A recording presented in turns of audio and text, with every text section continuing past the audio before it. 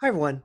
So we're going to talk about three approaches to probability, and we're going to start with the classical approach, which is best suited to introduce this topic and is also most related to games of chance and gambling. So a trial is an experiment such as rolling a die, flipping a fair coin, and so forth. A trial. While we're at it, why don't we do an example of a trial rolling one die?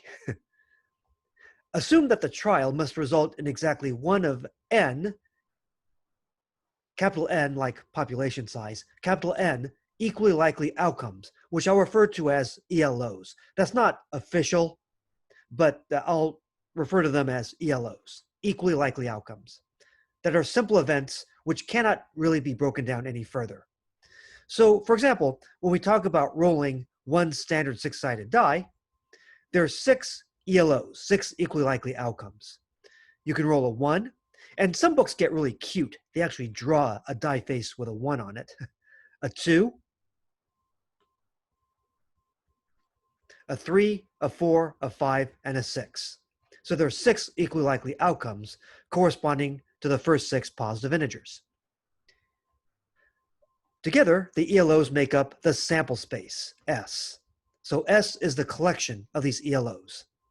Again, these are all equally likely outcomes. S here is the sample space.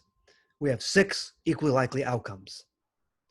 Then for an event A, P of A, the probability of A occurring, is equal to the number of ELOs for which A occurs divided by the total number of ELOs, N. So for example, what's the probability that a standard six-sided die is rolled and we get a 4? We roll a standard six-sided die. What's the probability we roll a 4? Well, only one of these ELOs gets us a 4. We have a total of 6 ELOs. All right. As a shorthand, we're going to let P of 4 represent the probability that the die comes up a 4.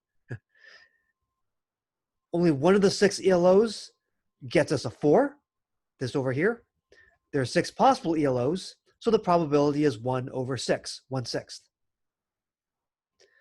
If you look at it in terms of odds, the odds against a 4 happening are 5 to 1, because there are 5 ways of not getting a 4. 1, 2, 3, 4, 5. 5 ways of not getting a 4, and 1 way of getting a 4. So the odds against a 4 happening are 5 to 1. What's the probability of getting an even number? Well, how many of the 6 outcomes represent even numbers? Well, we have the 2, the 4, and the 6. So we have 3 of the ELOs getting us an even number. We still have a total of 6 ELOs. So the fraction is 3 over 6, or 3/6, which reduces to 1/2. Bear in mind that on the homework, I would not expect you to reduce fractions, although I do hope that you know that 3/6 is 1/2. I don't want you to go through the tedium of worrying whether a fraction is reduced or not. Now, the event even is what we call a compound event, because it combines two or more simple events. So these are examples involving rolling one die. Now, what's more interesting than rolling one die? How about rolling 2 dice? And then things get a fair bit more complicated. That's next time.